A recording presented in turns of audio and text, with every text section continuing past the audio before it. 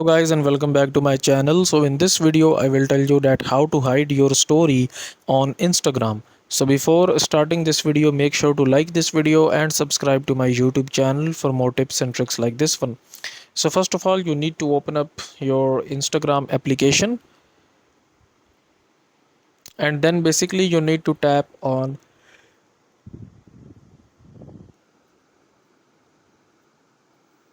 and this will open up your Instagram profile. Then you need to tap on the three lines at the top right, then click on basically your settings and privacy, and then scroll down until you see this option where it says hide story and live. So click on this one, and then it says hide story and live from these people. So click on this one.